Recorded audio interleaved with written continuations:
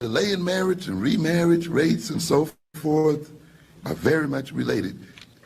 The psychology of the relationship between black males and females then has to be looked at within context.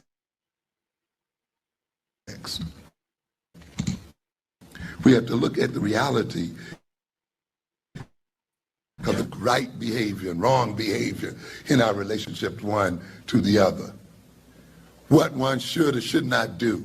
And we really, as people, given the fact that we live in a very different social situation, have not really stopped to examine whether we should accept a lot of these moral rules and approaches that we do.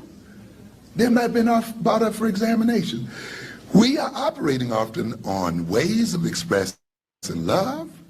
If you love me, you'll do this.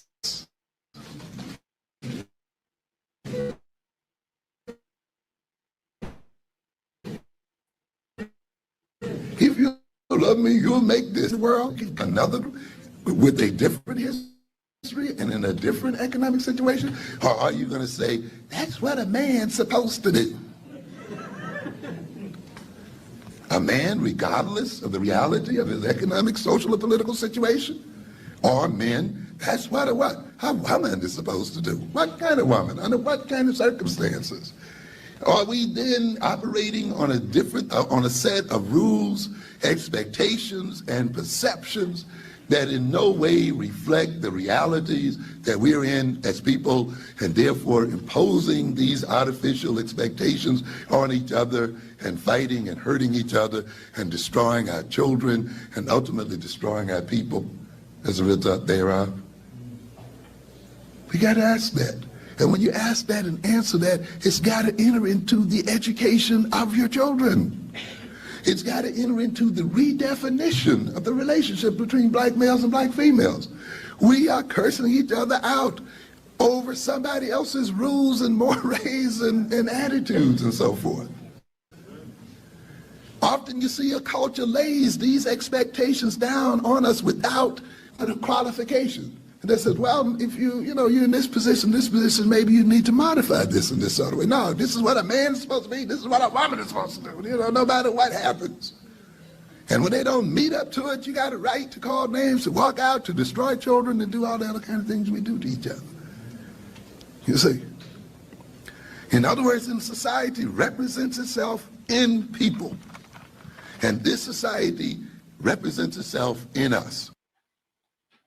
So I wanted to let the whole thing play, and then we come back and take the chunks. But so you can hear in total what he was saying, because the clip isn't that long, so you can hear in total what he's saying. Mm-hmm. But now we're gonna go take the chunks and give a breakdown of it, because one of the first things, just before we even get deeper, one of the first things that stood out in my mind was how relevant he was saying is to where we are now in late June of 2022. Mm-hmm. It's almost as if he's holding a mirror up to where we are right now and showing us what's happening. But this lecture most likely was given in the 90s. Mm-hmm. So another thought that comes to mind, that given that this lecture was most likely in the 90s, and he could have literally conceived this idea last week. And it shows how much progress we haven't made as far as the black family, as far as relationships, as far as how black men and black women see each other. And it's also showing a constant decline in the way we interact with each other. What about you? Yeah, I mean, so one of the things for me is I agree with what you're saying. Dr. Amos Wilson is really good at being a technical TED, if you will, in terms of what does this mean? What does that mean? What's going on over here? How did we get to that definition? Mm-hmm. And that's a school of thought that's very much lacking nowadays. But when you ask these types of questions, you can see into the future. Because although they seem like common sense, Not a lot of people are asking those types of questions, and the ones that aren't getting the deference or the respect that they deserve for asking them.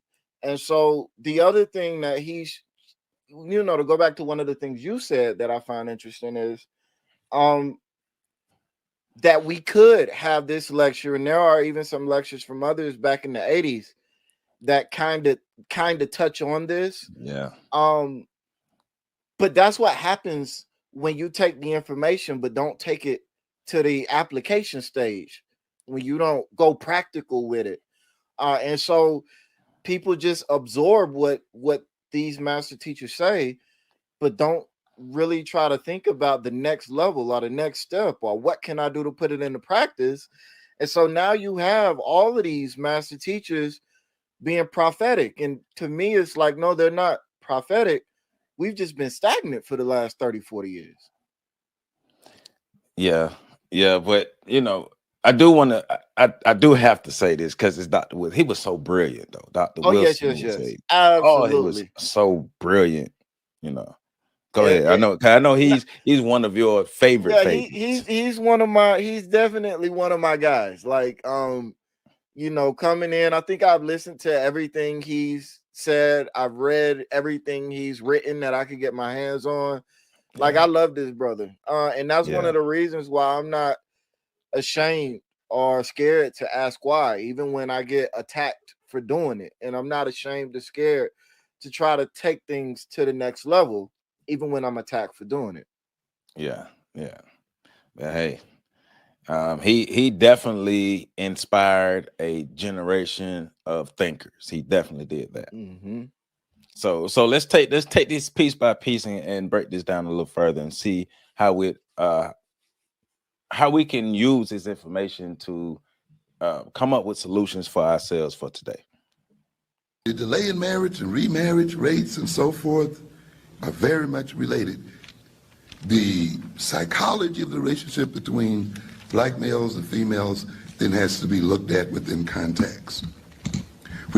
You can stop right there. Oh, Right, you see right. you on it. Yeah. Go ahead. Nah, go ahead. Because it's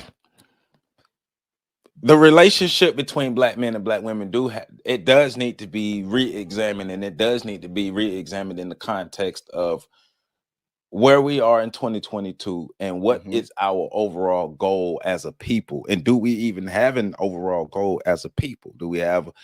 Within this goal, what are we planning for men? What are we planning for women? What are we planning for children? A critical analysis of how we interact with each other does have to happen. I'm not going to say that I've done a critical analysis on the level of Dr.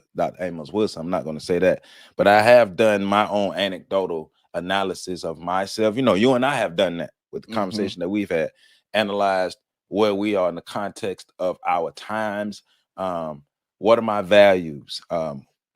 What are my morals? What are my thoughts on marriage? What are my thoughts on relationships? What are my thoughts on men? What are my thoughts on women? What is my level of self-esteem? What type of woman and what level of self-esteem, all those things that I'm looking for. I think all of that has to be taken into account. And when we don't take those things into account, we continue to run into a lot of the issues relationally that we continue to run into today. Right. And so, because you could even go to the very first thing he said, where he's talking about the remarriage and the length of time, the delaying of first marriages, Right. and all of those things.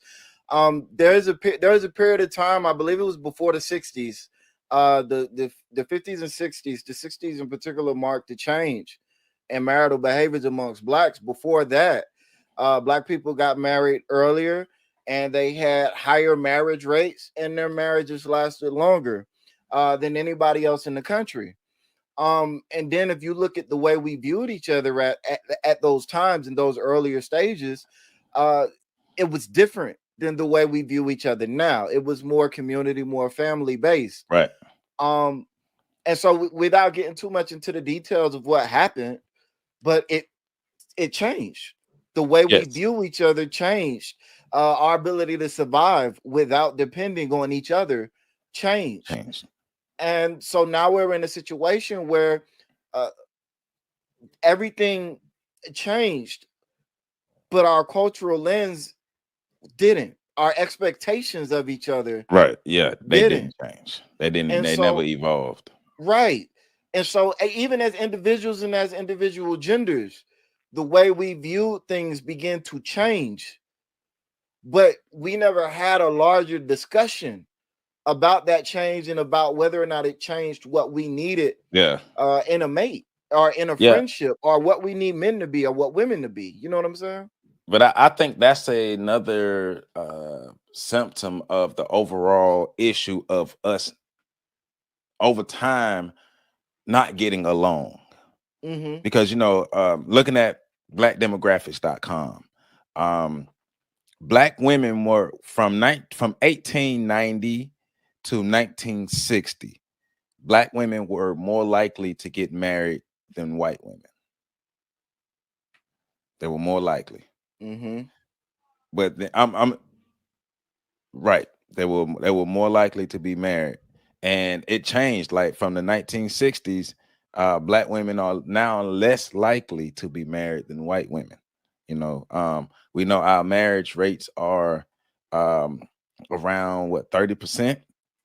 Mm-hmm. Yeah, 30% and 50% of black people have never been married. 6% widowed, 12% divorced, 3% separated.